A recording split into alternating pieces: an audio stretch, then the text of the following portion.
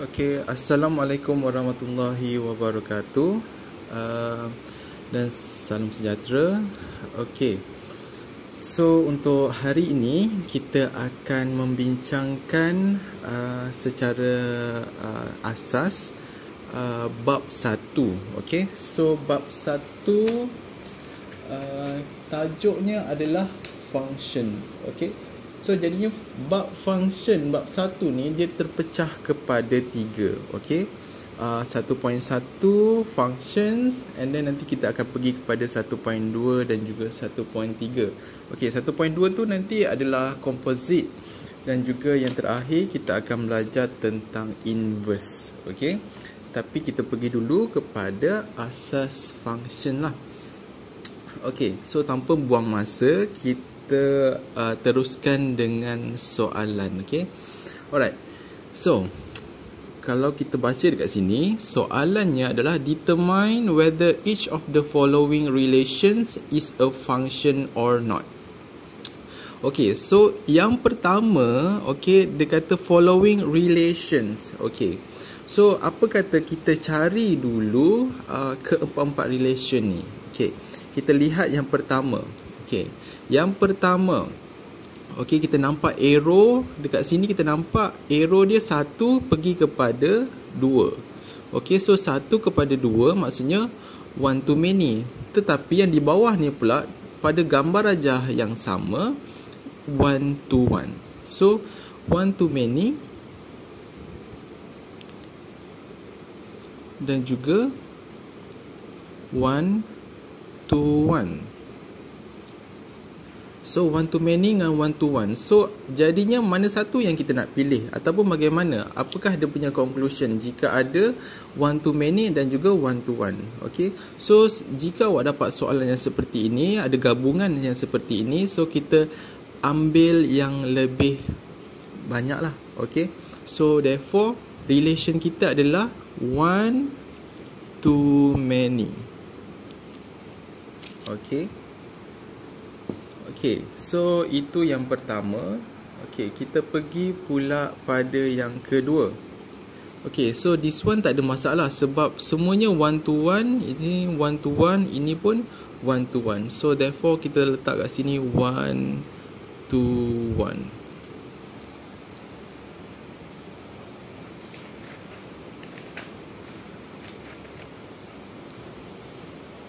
Okay, alright.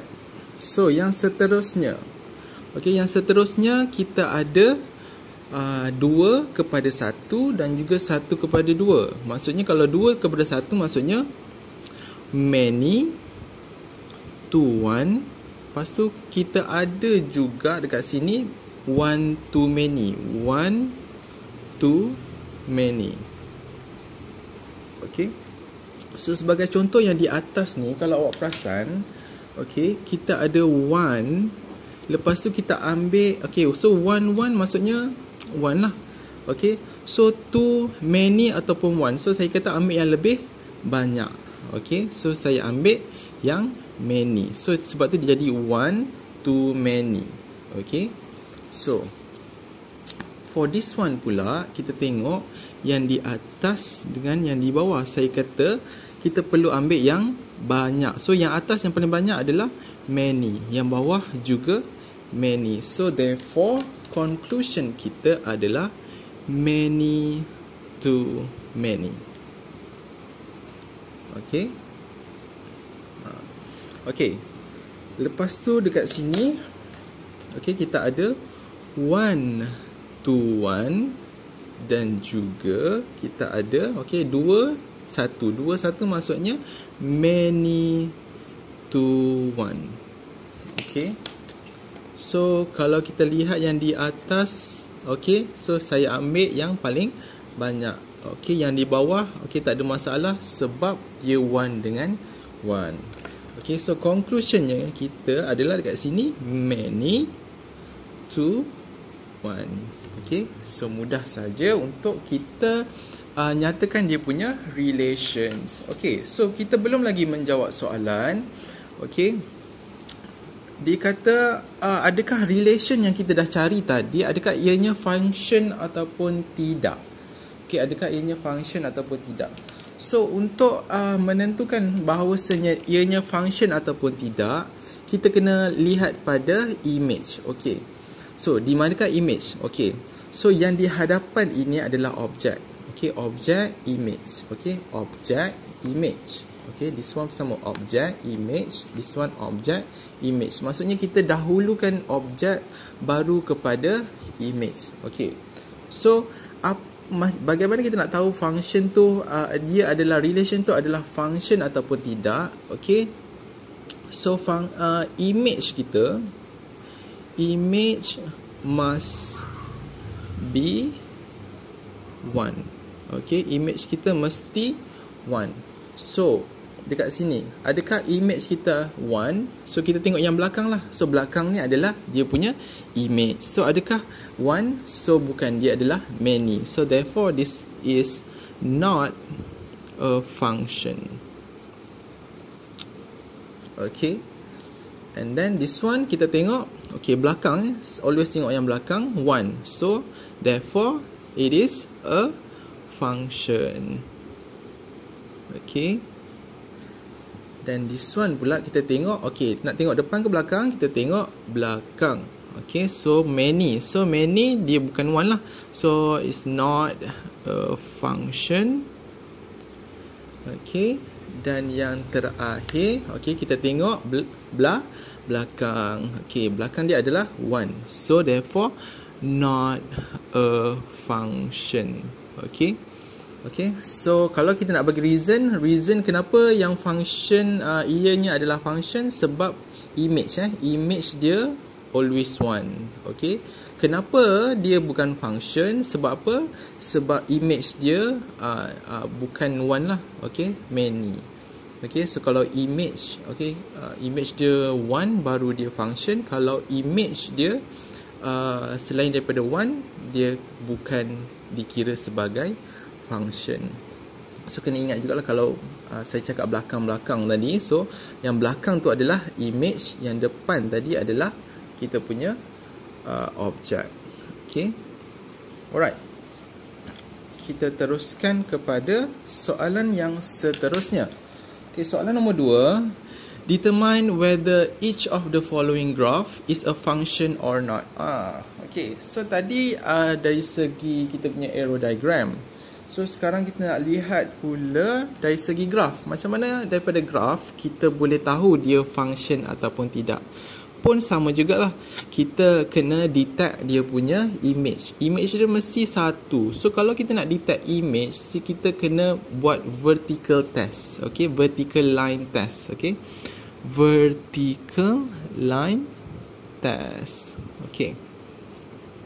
So vertical line test, apa maksud vertical line test? Okey, maksudnya kita buat garisan vertikal. So macam mana? So vertikal macam ni lah. Okey, garisan yang selari dengan paksi Y. Okey. So bila kita buat vertical test, so kita nampak dekat sini ada 2 image. Okey, so bila ada 2 image macam ni, so ada 2 image, therefore kita tahulah yang this one is not a function. Okay. So kalau dia suruh bagi reason, kita cerita pasal image lah. Okay. Kalau image tu lebih daripada 1, dia bukan function. Okay. Yang this one pun samalah. Okay. Untuk B, graph B pun kita buat vertical line test. Okay. Vertical line test maksudnya dia kena selari dengan paksi Y. So therefore kita lihat, okay, yang terkena pada graph kita adalah, okay, so only 1 sahaja. So bila only 1, so maksudnya dia ada satu image je lah. So therefore it is a function. Okay. So yang atas ni bukan, yang bawah ni, okay, betul lah, dia adalah function. Okay. So selesai soalan nombor 1 dan 2. Okay, tentang bagaimana kita nak menentukan bahawasanya sesuatu diagram tu dari segi arrow diagram ke graph ke, kita boleh tahu dia adakah dia function ataupun tidak. Okey, kita teruskan kepada soalan nombor 3. Okey, So soalan nombor 3 pula, kita nak belajar macam mana kita nak tentukan domain, kodomain dan juga range. Okey, domain, kodomain dan juga range. Okey, di manakah letaknya domain, kodomain dan juga range? Okey, sebagai contoh A apa yang diberikan adalah dekat sini dalam bentuk arrow diagram. Okey, dalam bentuk arrow diagram. So arrow diagram, okey, kalau kita nampak yang pertama, arrow diagram yang permulaan, kalau arrow kan, arrow mesti mula dan berakhir. Okey, so permulaannya untuk bulatan yang pertama ini, okey, kita kenali sebagai, okey, apa yang berada di dalam ni, item yang di dalam ni adalah domain.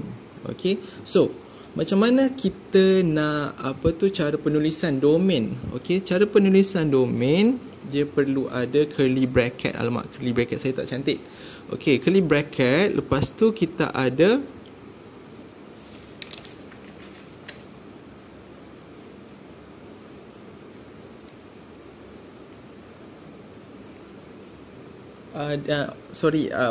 lepas tu kita ada di dalamnya kita punya kita panggil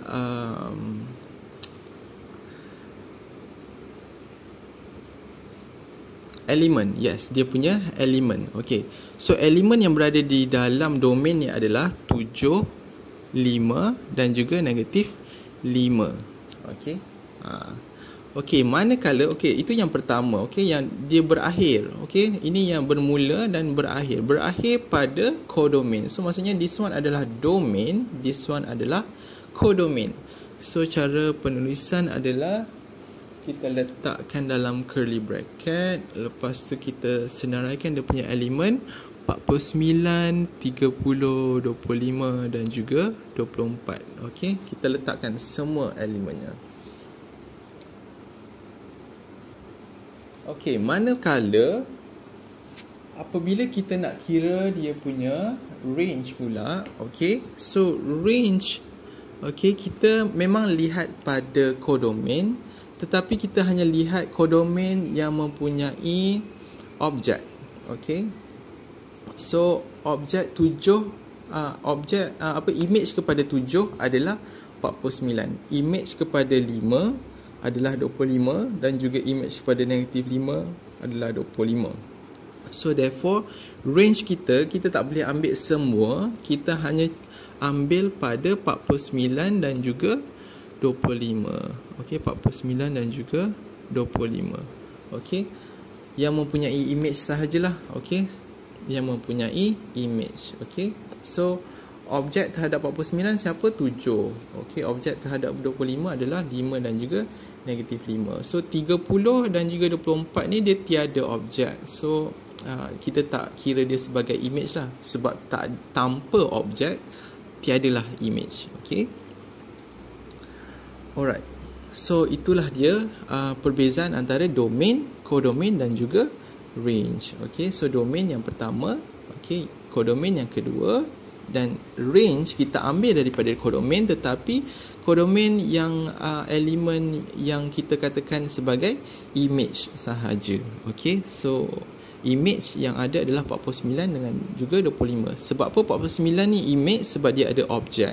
Okey, kenapa 25 ni adalah image? Sebab dia ada objek. So tanpa objek tiadalah image. Okey, so ini tadi kita cerita pasal arrow diagram. Okey, function juga boleh dilihat melalui ordered pairs. Okey, ini adalah ordered pairs. So ordered pairs, macam mana kita nak tahu domain, kodomain dan juga range? So mudah sahaja. Okey, so kita lihat pada koordinat. Okey, koordinat x. Okey, koordinat x ni adalah kita punya domain. Okey, so koordinat x 1, 2, 3 dan juga 4. 1, 2, 3 dan juga 4. Okey, kodomain pula adalah image. Okey, kodomain adalah dia punya y koordinat. Y koordinat adalah a, b, a, c. Okey, so A, B, A, C. Tapi A ada dua kali, so kita hanya tulis sekali saja. A, B dan juga C. Okay. Range, okay, so range kita tengok kepada kodomain yang mempunyai image. Okay, so semualah, okay, sebab ini pun image, sebab semua mempunyai objek, so therefore tak ada masalah kat sini, A, B dan juga C. Okay.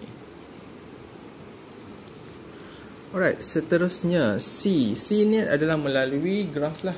Okay, melalui graf tadi kita dah cerita pasal arrow diagram, and then ordered pairs, ini melalui graf. Okay, domain.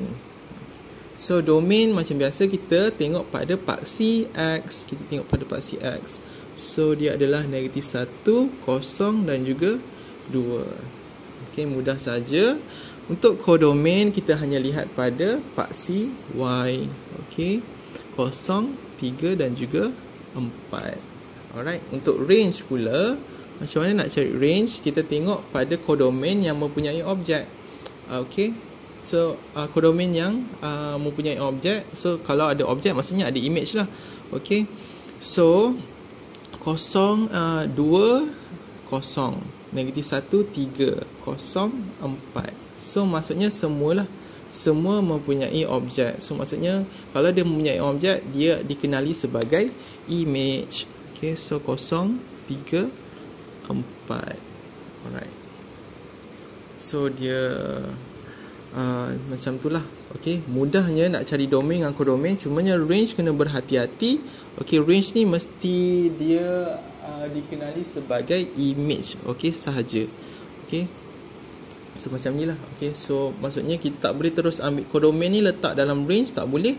So kita kena kenal pasti dahulu, okay, mana satu yang image. Kalau semua image, tak apalah, kita boleh, tak ada masalah. Tapi kalau ada salah satunya dia bukan dikenali sebagai image, so kita tak boleh letak dalam range. Okay.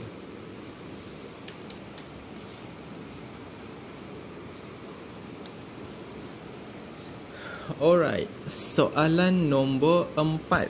Find the image for each of the following functions. Okay, so image, apakah itu image? Okay, so image ni kalau kita lihat dalam dalam kita punya function ini, okay, ini adalah, okay, fx ni kita panggil dia sebagai image. Okay, so fx.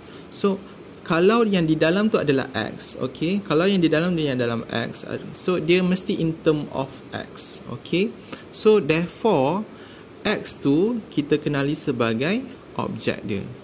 Okay, sebagai objek. Okay, so dia nak find the image, maksudnya dia nak find fx. Okay, dengan diberikan objek, nilai objek kita adalah 5. Okay, nilai objek kita adalah 5. Therefore, therefore apa yang kita perlu buat adalah kita hanya substitute 5 kepada mana-mana yang kita nampak x. Okay, kita nampak x sahaja, kita tukar dengan 5. So ini x, tukar 5. Okay, ini pun x, kita tukar jadi 5. Macam tu je. So 3 darab 5, 15 tambah 2, okay, 17. So maksudnya kat sini image kita adalah 17 jika objeknya adalah 5. Okay, sama jugalah dengan this one. Okay, kita hanya substitutekan sahaja.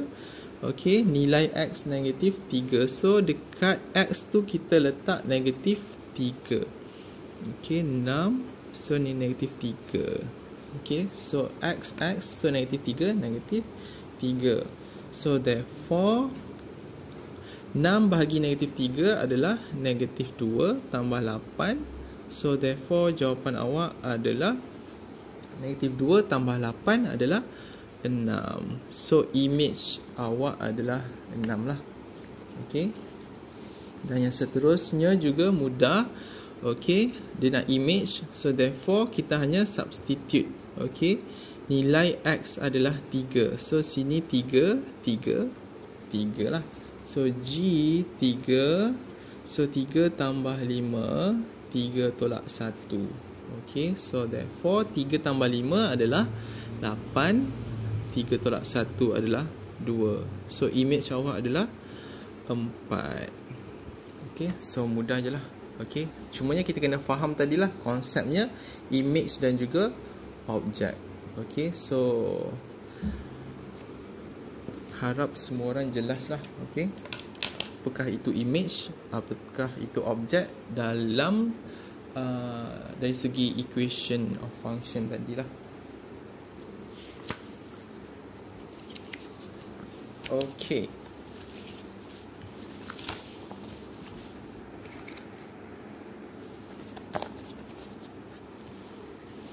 kita pergi kepada soalan yang kelima. Okay, soalan yang kelima, solve each of the following. Okay, untuk A, it is given that fx equals to x tambah 3. Find the object when the image is 7. So kat sini kita kena faham betul-betul lah apakah itu objek, apakah itu image.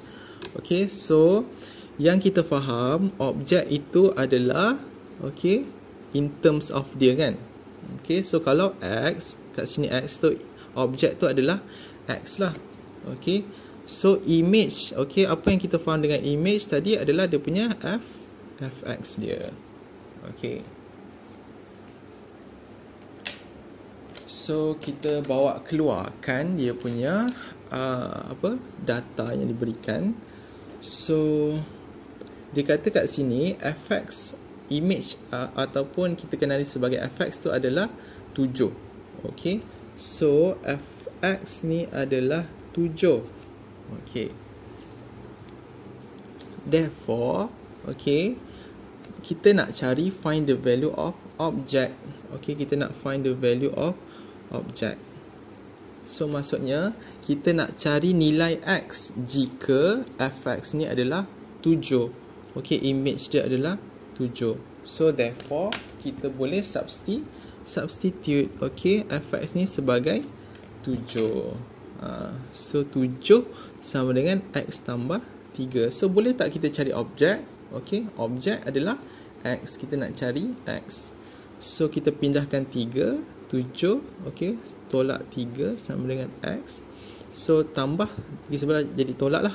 So x sama dengan 7 tolak 3 adalah 4. So objek kita adalah 4. Okay, so lepas ni kalau baca soalan, kita kena faham lah apakah itu objek, apakah itu image. Okay, so sama juga dengan this one. Okay, so kita perlu tahu dulu objek dan juga image. Okay, so objek tu apa? So tengok soalan. Okay, so kalau kita nampak in term of x, so maksudnya objek tu adalah x. Okay, and then image kita tengok soalan. So kalau fx dia punya subjek dia, so therefore fx lah dia punya image. Okay,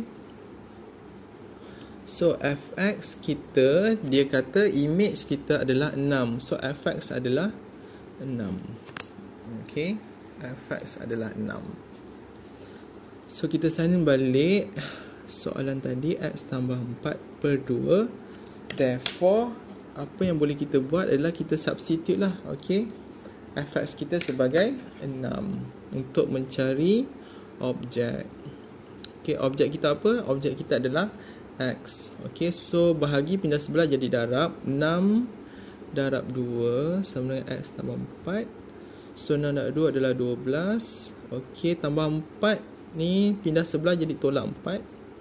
So therefore 12 tolak 4 adalah 8. Okay, so therefore kita dah dapatlah apakah nilai bagi objek kita. So objek kita adalah 8. Okay, mudah saja.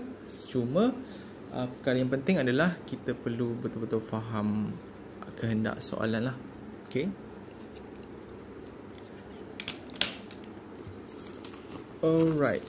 So kita pergi kepada soalan C. Okey, apa kelainan untuk C dekat sini? Okey, kalau awak perasan, C ni yang lainnya adalah, okey, kita lihat dia ada modulus. Okey, modulus ni maksudnya yang palang ni lah. Okey, kalau awak nampak palang ni, kita panggil dia sebagai modulus. Okey, modulus.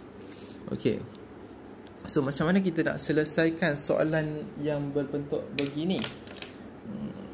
So, apa yang kita nak cari adalah objek, iaitu X. Okey, dan apa yang diberikan adalah fx, iaitu image dia. Okey, so image yang diberikan adalah 12. Okey, so fx sama dengan modulus 3x. Okey, so kat sini kita dah tahu image dia adalah 12. So kita boleh substitute sebagai 12 lah. Okey, sekarang ni macam mana kita nak hilangkan modulus? Macam mana nak hilangkan modulus? Okey, mudah sahaja nak hilangkan modulus. Okey, apa yang awak perlu buat adalah hanya letakkan kepada 12 ni plus minus. Okey, ada plus minus. So awak letak plus minus, modulus tu akan serta-merta hilang. So bila ada plus minus, maksudnya 12 ni adalah positif 12 dan juga negatif 12. Therefore, okey, apa yang berlaku, dia terpecah kepada dua lah, iaitu yang pertama 12 sama dengan 3x dan juga negatif 12 sama dengan 3x. Okey, maksudnya kita ada dua jawapan. Okey, kita ada dua jawapan. Okey, so jawapan yang pertama adalah x sama dengan 12 per 3, iaitu 4. Yang kedua pula adalah negatif 12 per 3, iaitu negatif 4. So therefore kita ambil dua-dua lah. Okay, so x yang pertama adalah 4, x yang kedua adalah negatif 4. Okay, so ingat modulus. Okay, bila modulus kita nak hapuskan dia, okay, di sebelah kiri kita, sebelah equation kita mesti letak plus minus. So bila plus minus maksudnya kita terpecah kepada 2. Kita pecah kepada 2 macam ni. Okay, positif, yang pertama adalah positif, yang kedua adalah negatif. Okay, alright. So sama jugalah untuk soalan yang seterusnya pun kita jumpa dekat sini modulus. Okay, so modulus. Okay, apa yang kita nak cari adalah objek, iaitu x, dan juga image. Image ni diberi, okay, maksudnya fx sama dengan 5. Okay, image tu adalah fx. So fx sama dengan modulus 2x plus 1, kan? Okay, so fx ni adalah 5. Okay, sama dengan modulus 2x plus 1. Okay, modulus So kita nak hilangkan modulus, betul? So dekat sini kita akan letak tambah tolak. Okay, kita letak tambah tolak. So modulus tu dah hilang. Okay, so bila ada tambah tolak, apa yang saya kata, okey, kita akan terpecah kepada 2. Yang pertama positif 5. Yang kedua adalah negatif 5. Okey, so kita selesaikan kedua-duanya. So 5 tolak 1 per 2. So this one negatif 5 tolak 1 per 2. Okey, so x sama dengan 5 tolak 1, 4 per 2 adalah 2. Negatif 5 tolak negatif 1, negatif 5 tolak 1 adalah negatif 6. Negatif 6 per 2, negatif 3. Okay, so x sama dengan negatif 3. So dekat sini, okay, awak nampaklah ada perbezaan jawapan lah. Okay, positif dapat 2, negatif akan dapat negatif 3. So kita kena ambil dua-dua lah. Okay, so ada dua jawapan. Okay, so itulah dia cara menyelesaikan berkaitan dengan modulus. Alright. Okey, sekarang ni kita nak kaitkan pula dengan graf. Okey, sebelum saya pergi kepada graf, kita nak pergi kepada soalan graf ni, kita lihat dulu. Okey, kita lihat dulu basic dia. Okey, kita lihat dulu kita punya basic. Okey, perbezaan Okey, perbezaan antara graf yang ada modulus dan graf yang tiada modulus. Okey, sebenarnya dia berkait Okey, dia adalah kesinambungan lah, kita kata kesinambungan antara A dan juga B ni. Okey. So A, graf kita adalah graf yang tanpa modulus, graf B pula adalah graf yang mempunyai modulus. Okey. So dia kesinambungan. Okey. So yang tanpa modulus, kalau kita tengok macam mana kita nak sketch untuk graf yang tanpa modulus. Okey, kalau kita ingat, okey, kita perlukan dua koordinat lah. Okey, so kita perlukan dua koordinat untuk straight line kan. Okey, ini adalah kuasa 1. So kalau kuasa 1 maksudnya straight line. So yang pertama, apabila x sama dengan kosong, okey, so kita masukkan dekat dalam ni. Okey, x sama dengan kosong. So awak akan dapat y adalah negatif 1. So maksudnya koordinat yang pertama adalah kosong, negatif 1. Okey. Yang kedua pula when y equal to 0. Okey, so masukkan kosong. So x tolak 1. So pindahkan. So awak akan dapat x sama dengan 1. So dekat situ awak dapat koordinatnya ni, yang koordinat yang pertama dan juga koordinat kedua adalah apabila kosong, x adalah 1, so 1, kosong, macam itulah. So bila awak dapat dua koordinat macam ni, so kita boleh plot lah. Okay, so plot yang pertama dekat sini dengan dekat sini lah. So plot yang pertama adalah kosong, negatif 1, dan juga yang kedua kat sini 1, kosong. Okay, so bila ada dua koordinat macam ni, so kita boleh sambungkan lah, kita menjadikan dia straight line. Okay, kenapa straight line? Sebab dia kuasa 1. Okay, so macam mana dia nak jadi kesinambungan terhadap modulus? Okay, so modulus ni sebenarnya apa yang kita cakap dengan student adalah modulus ni dia always positif kan. So bila always positif, okay, so di mana garisan yang berada di bawah, okey, di bawah sini adalah kosong, betul tak? So di bawah paksi x ni, okey, di bawahnya, okey, di bawah macam ni, so ini adalah negatif. Okey, so bila kita kata dia modulus ni always positif, maksudnya dia apa yang berada di bawah kena dipantulkan, okey, dipantulkan ke atas. Okey, so macam mana pantulannya? Okey, so kita kira jarak lah. Kita kira jarak. So jarak kat sini adalah 1 kan. Okey, ke bawah negatif 1. So dekat atas ni pun jaraknya adalah 1 juga. So macam itulah kita punya pantulan. So apa yang berada di atas ni, okey, yang berada di atas ni kita tak ganggu. Okey, yang berada dekat atas ni kita tak ganggu. Cumanya yang kita ganggu adalah apa yang berada di bawah. Okey, so apa yang berada di bawah ni kita kena pantulkan dia. Okey, macam inilah pantulannya. Okey, so pantulannya macam mana? Dia mesti jarak samalah. Kalau sini adalah 1, pantulan dia ke atas mesti 1 juga. Okey, so itu asas untuk modulus. Okey, graf modulus maksudnya dia always positif. Bila always positif, apa yang berada di bawah, okey, kita pantulkan dia jadi positif. Okey. Okey, itu kalau graf straight line. Okey, kalau graf kuadratik. Okey, kuadratik maksudnya apa? Kuadratik maksudnya kuasa 2 lah. Okey, tadi kuasa 1, yang ni kuasa 2. Okey, so macam biasa, macam mana kita nak plotkan? So macam biasa, x sama dengan kosong dengan y sama dengan kosong. So bila x sama dengan kosong, y sama dengan, okey, ni adalah negatif 4 Okey, so apabila x sama dengan kosong, kita substitutekan, ini adalah kosong. So awak akan dapat y awak adalah negatif 4. So ini adalah negatif 4. Okey, so so koordinat yang pertama adalah kosong, negatif 4. Okey, koordinat yang pertama. So kita plotkan kat sini kosong, negatif 4.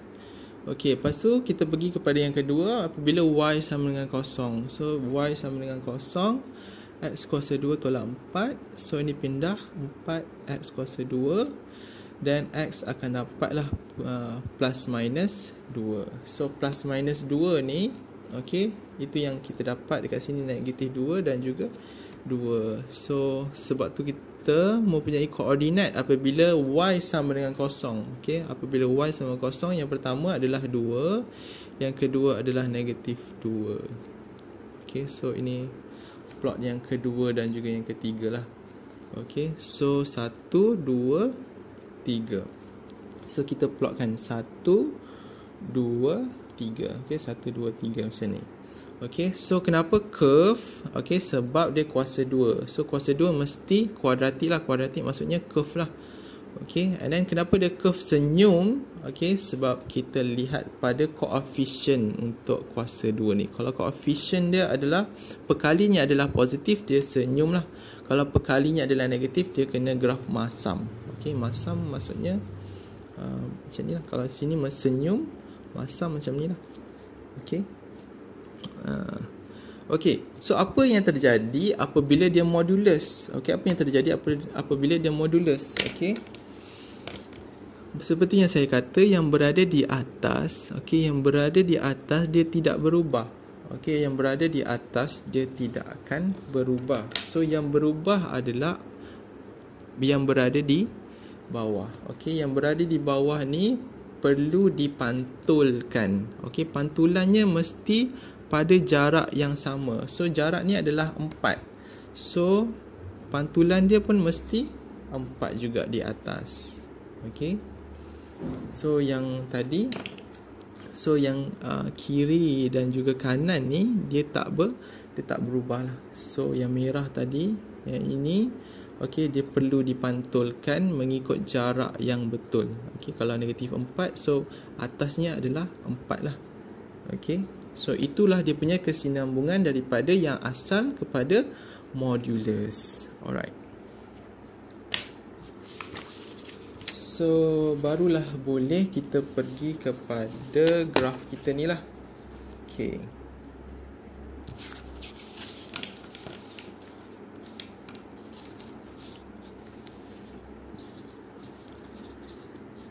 Alright.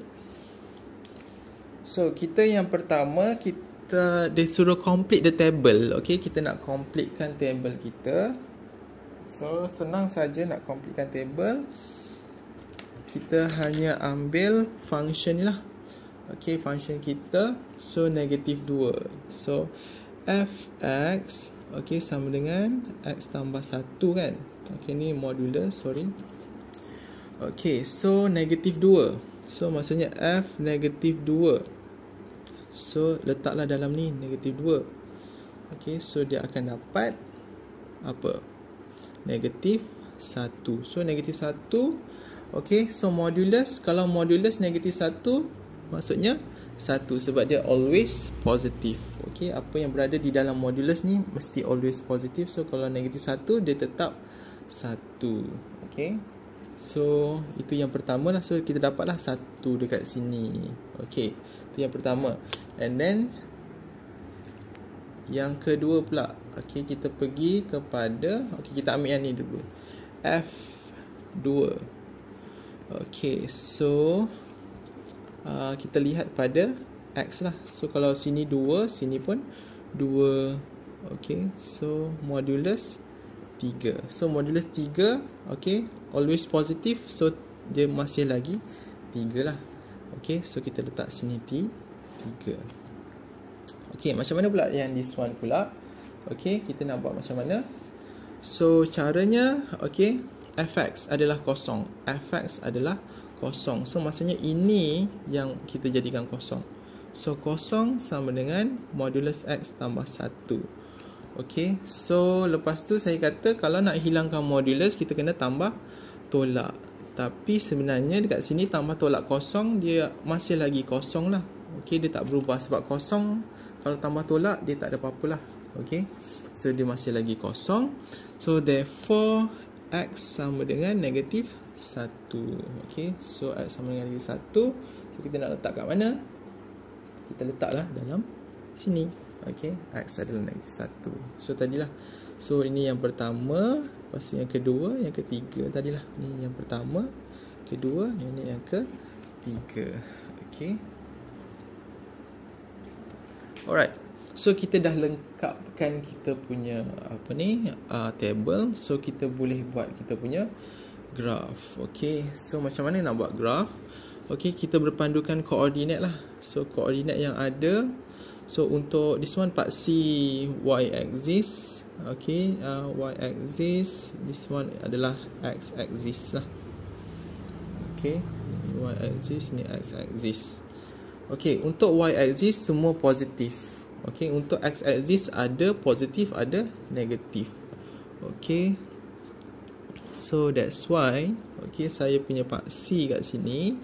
Okay, x saya sebab ada positif negatif, so saya bahagikanlah, ada positif, ada negatif. Tapi y saya positif je, so sebab tu saya biarkan dia berada di atas sahaja.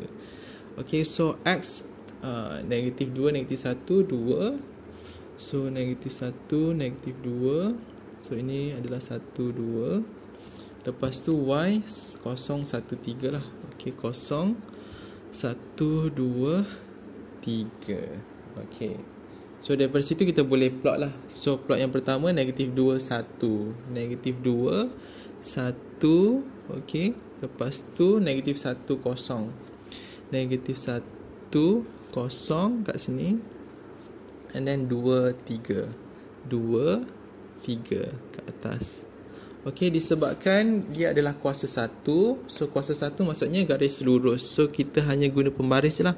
Guna pembaris, lepas tu guna pembaris. Okay. Okay, so apa yang missing dekat sini adalah kita tak tahu, okay, sama ada dia intercept dekat mana. Okay, y-intercept. So kita nak cari y-intercept. So macam mana nak cari y-intercept? Okay, mudah saja, when x equals to 0. Okay, x equals to 0. So x equals to 0, masukkan dalam formula lah. Okay, kita ada fx sama dengan x tambah 1. So fx kita adalah ni 0 tambah 1. Therefore dia adalah 1. So modulus 1 adalah 1. Okay, so therefore betul lah. Okay, kita punya koordinat dekat sini dia bersilang pada 1. Okay, fx dia adalah 1. Okay, so kalau ada persilangan pada axis kita, so kita kena tahulah, okay, apakah dia punya value dekat situ. Okay, kalau kat sini tadi, okay, dalam event kita punya kita punya table tak ada, so kita kena adakan juga. Okay, nak cari senang sajalah. Kalau y-intercept apabila x sama dengan 0. Kalau x-intercept tadi kita tak buat untuk x-intercept sebab dia dah kira kat sini. Okay, so kalau y-intercept x sama dengan 0, kalau x-intercept y sama dengan 0. Okay, alright. Okay, kita pergi pula kepada this one. Okay.